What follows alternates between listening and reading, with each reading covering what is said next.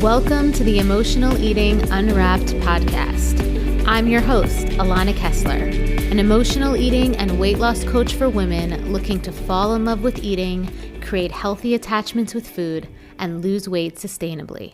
Hello, everyone, and welcome to another episode of Emotional Eating Unwrapped. I'm so excited to be here today talking to you about how your energetic identity affects weight loss. And this is a topic that I am just so hyped about because it really is something that I personally went through, I personally experienced, and it's also one of my favorite transformations that my clients go through when we work together, because understanding the dynamics of your energy, and what I mean by that is understanding and exploring the dynamics of masculine and feminine energetics, not male and female, but masculine and feminine energetics, and how they play such a crucial role in our behaviors and just in how we relate to eating, food, and weight loss. It's such a mind blowing and mind opening topic. And so I invite you today to really just listen with an open mind. So, because there are so many different narratives about masculine and feminine energy these days, and I really do have a unique perspective on it. And so I really want to take this opportunity to share with you what that is. And so to start today, I want to just talk a bit about what masculine and feminine energetics really mean. And I just want to make it clear again that it's really not about being male, it's not about being female, it's not about sexual orientation, it's not about gender. It truly is about energy. It really is about energy dynamics. It's about what energy does masculine energy put forth in the world and generate in the world, and what energy does feminine energy put forth in the world and generate in the world. And so masculine energy is characterized by doing, achieving, making things happen, moving things forward. So if you think about kinetic energy, right? So if you go back to science class and you think about kinetic energy, masculine energy is like that energy. It moves things forward and makes things happen. It's very active. Another way to describe it would be yang energy, right? It's moving. Whereas feminine energy is more intuitive and it's more potential. It's not that it's passive, but it's more about potential. It's about holding. It's about receiving. And then it's also when it's a healthy feminine energy and when it's a mature feminine energy, it's about expressing, emoting, and allowing. So these are the differences in the dynamics, the energetic dynamics of masculine and feminine energy. Masculine is more about moving things forward and making things happen. And feminine energy is about feeling into something and its potential. Okay, feeling into something, its potential, and also knowing when to allow masculine energy to come into the picture and make things happen, right? So it's a lot about boundaries. This is something that is not always understood about feminine energy. We think more, when it comes to feminine energy, we think a lot more about female goddess, beauty, all that type of thing. But feminine energy is really about stability and boundaries and standards as well. So it's important really to frame your mind around that as we continue talking about this topic, especially as it relates to eating, food, and weight loss.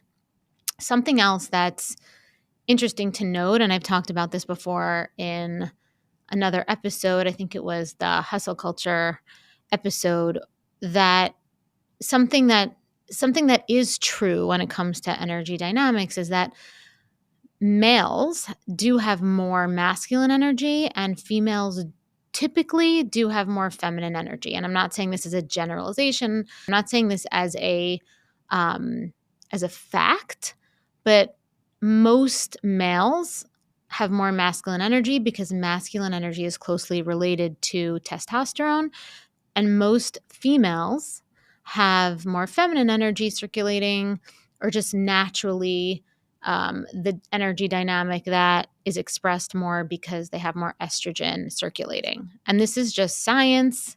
This is really science. Now, there are exceptions to this where, some males have more of a balance of estrogen, and there are exceptions where some females have less estrogen and might even have more testosterone. So that's why I'm saying that this really is about body chemistry more than anything else. And that's why the majority of males express more masculine and the majority of females express more feminine. However, our energetics are highly influenced also by how we were nurtured growing up, our environments, and how we evolve as humans and as adults, and what energy we end up taking on. Okay, so it's so important to understand again that masculine and feminine energy for the purposes of today is completely about energetics. And from that place, it really is not specific to gender at all. Okay? So points on masculine and feminine energy. Like I said, it's not gender dependent, and they can be masculine and feminine energetics can be cultivated for different areas of life. Now, let me give you an example of that. So, masculine energy is super important for making things happen and getting things done. Since we're talking about women mostly on this podcast, I'm talking mostly about women. It's really important that women have a strong masculine energetic dynamic within themselves for themselves, which means that they can get things done for themselves. They can take care of their own needs. They're clear what those needs are, and they can provide for themselves to get them met. So even if a woman, her natural energy is more feminine energy, so it's more about flow and it's more about feelings, it is important that if it's not natural for her to be in her masculine energy, she trains it up so that she can properly take care of herself, because that is what she needs to be balanced. Okay, what is lesser known though is that, and I think I said this earlier, is that healthy feminine energy isn't necessarily about being passive. Healthy feminine energy is the energy that we cultivate when we're taking the making things happen too far. Okay, so women, we want to have a healthy balance of masculine energy where we make things happen for ourselves, and feminine energy where we also know how to say no, put up a boundary with ourselves, pause. Okay, we can stop ourselves from just pushing too far, going overboard, right? Burning ourselves out. Okay, burnout is typically an overfunction of masculine energy. So if you're a woman that's listening to this and you feel burnt out, you feel exhausted, it's likely that your masculine energy is running amok. And you need to cultivate more of your feminine energy. Not that you need to change your personality to all of a sudden become this goddess woman and just like, it has nothing to do with that. You have to cultivate your feminine energy in order to put up a boundary for all this doing that's happening. So the boundary that the feminine energy is in charge of is putting up a boundary between ourselves and ourselves, and putting up a boundary between ourselves and others. So you might think about in your relational dynamics, right? Are you over functioning? Are you trying too hard to make things happen? If you're doing that, you likely are very much in your masculine energy, and it might not be your natural state. Okay. It might not be your natural state. Now, your masculine energy might be very well suited for your work. And even there, you might take it too far, but it might not be so well suited for your relationships, right? You might really want to be more in your feminine energy a little bit more. You might want to feel more taken care of, more relaxed back, not always having to make everything happen all the time. Okay, so if that's what you really desire and you are in your masculine energy making things happen all the time, over functioning, then what you need to do is to cultivate feminine energy and pull back a little bit, hold space for yourself, and create the conditions, the potential energy for the kinetic energy, the masculine energy to come towards you. So hopefully that makes sense. Okay, but that's how masculine and feminine energy play together.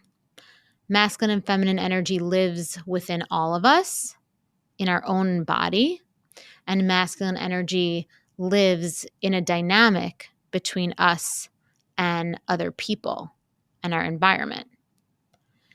So, whereas feminine energy is about boundaries and standards and being in your feelings and allowing things to flow and all that, masculine energy is boundaryless.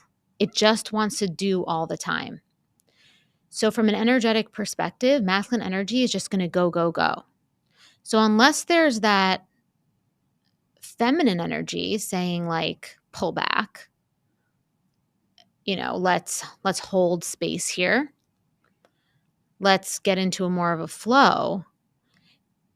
Let's create let's create an emotional space of warmth. Let's provide our experience not just with making things happen, but also with creating an experience that feels good, right? Because masculine energy is in charge of making things happen, but feminine energy is in charge of creating an experience that feels good based on her responsiveness to masculine energy, based on feminine's energy's ability to receive masculine energy and respond in a way that's positive. So that's another thing about masculine and feminine energy and how they coexist together in harmony and create experiences that are mutually fulfilling for people.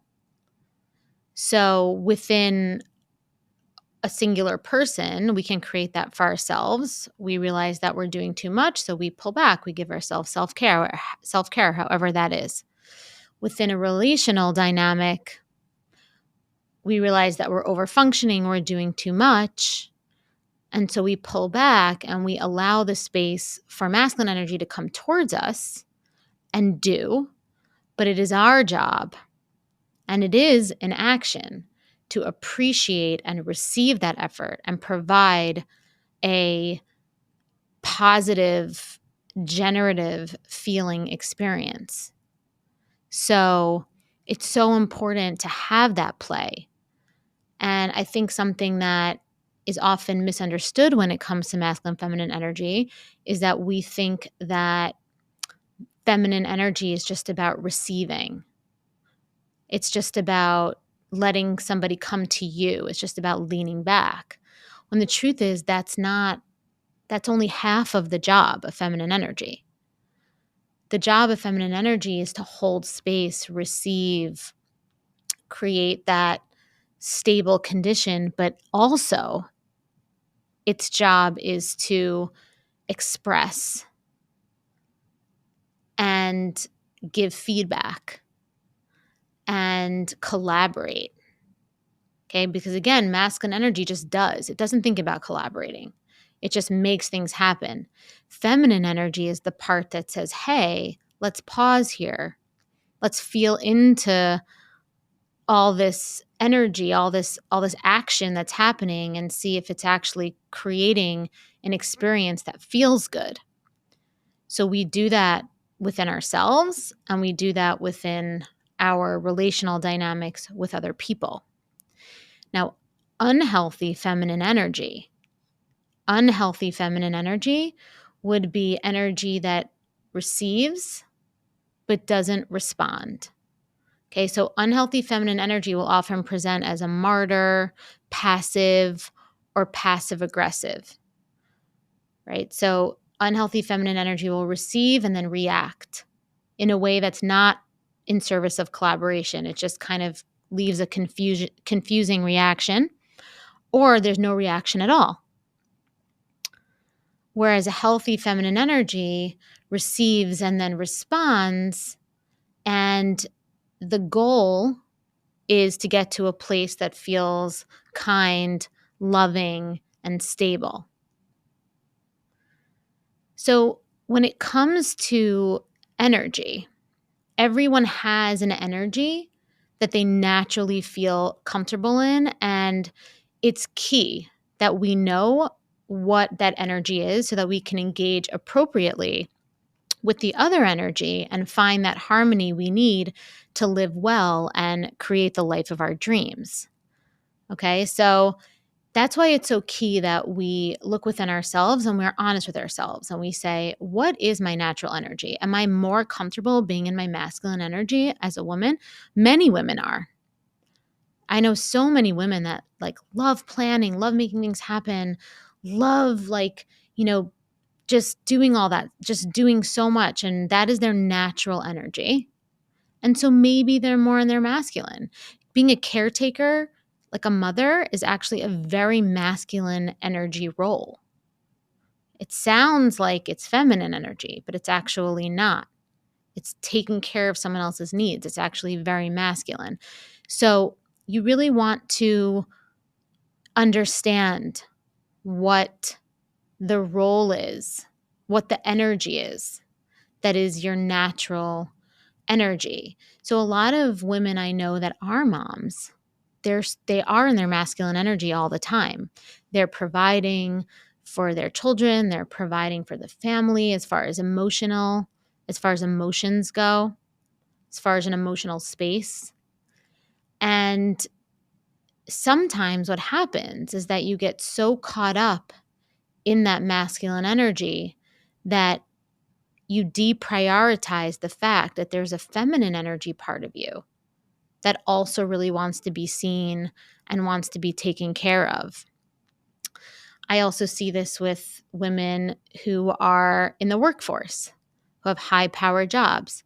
They're so used to making things happen at work that it's hard to shut that off when it comes to dating or when it comes to romantic relationships or friendships. And they find themselves just almost naturally going into that same masculine energy, making things happen, making plans, logistics, all that stuff in their personal life. And it might not naturally be who they are, right? Who you are at work is not who you are in your essence, right? Being a mother, being a caretaker might not be who you are in your essence, and that is okay.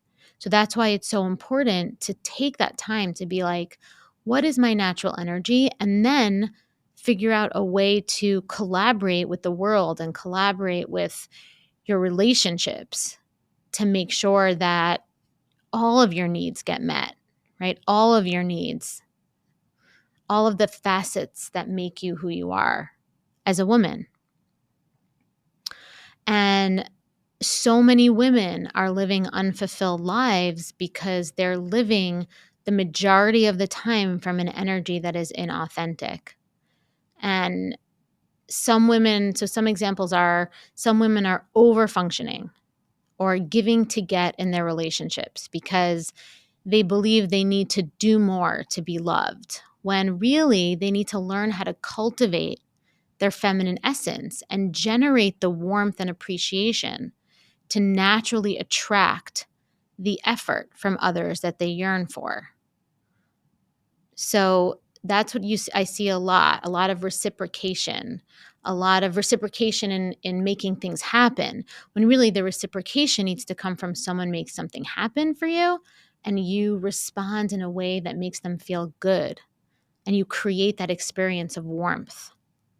Okay, some women are so entrenched in hustle culture and girl boss energy, and it's almost like a protection from being vulnerable.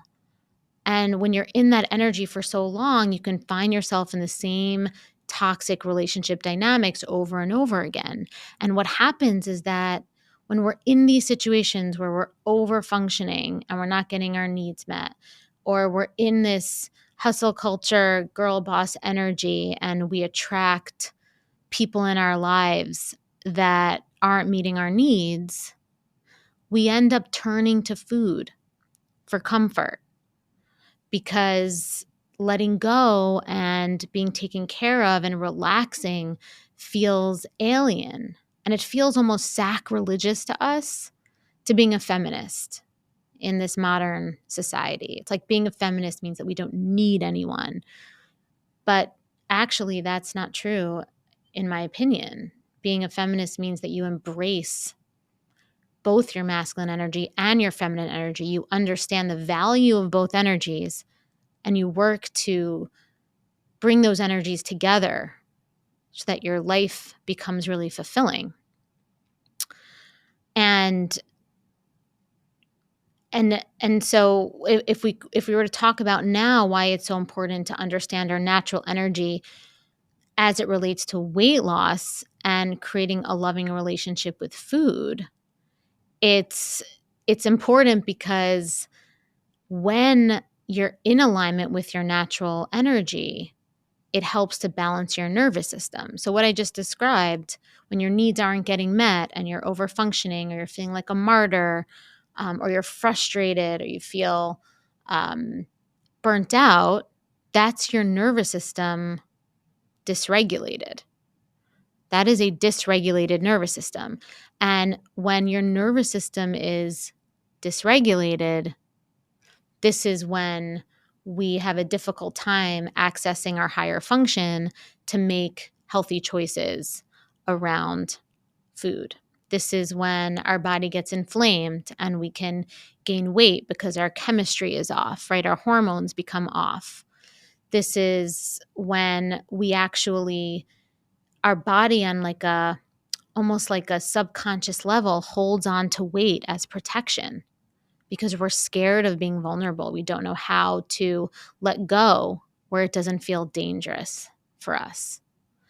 And so when we live in alignment with our natural energy and we learn how to cultivate masculine and feminine energy from this, we learn to cultivate this energy, the masculine and feminine energy, from this elevated place.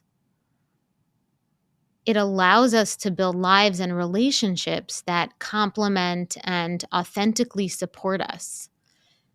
And as we know, relationships and feeling seen, feeling connected, feeling like we belong is such a core element of being human. It's such a core element of our self-worth, our self-love, our self-value, and our self-esteem. And when we feel safe being true to our natural energy, we naturally decrease our need to go to food as a coping mechanism. We naturally can relate to our lives from a place of self-belief that we deserve to be happy, that we deserve to feel good. So, aligning yourself with your natural energy is important for your overall wellness. And identifying if you are currently balanced or not balanced is the first step. So, I'm going to go over some ways that you might start to reflect within your life to see if maybe your masculine and feminine energies that live inside of you might be out of balance. So you might be out of balance if you're feeling stuck or you're feeling stagnant or you're feeling exhausted. You might be out of your natural masculine feminine energy balance if you're feeling overwhelmed, or if you feel like you're always in charge, if you feel like you're having difficulty making decisions, if you're feeling a sense of disconnection or underappreciation. These are some emotional signs that your masculine and feminine energy might be out of balance. And by identifying these signs, by starting to become aware of these signs, you can take the necessary steps to harmonize and start to cultivate the skills to bring the energies into balance. And I spoke about this a little bit, I touched on it, but some of the things that can cause the masculine feminine energy imbalance is cultural and societal values. So our cultural and societal values that we have these days, such as the propensity to live in a state of hustle culture, can contribute. Also, wounds from our past or our home life growing up, such as shame in receiving or resting, can be a reason as to why our masculine feminine energy might be imbalanced. This could sometimes be called the feminine wound, where there was, whether it was overt or subtle, unconscious shame that we were taught about being in our feminine energy, that it was lazy or it wasn't safe. The feminine wound can show up in many different areas and in many different ways. Other ways that our masculine and feminine energy can get out of balance is codependent dynamics that can lead to boundary issues or fear of communicating and self-expressing.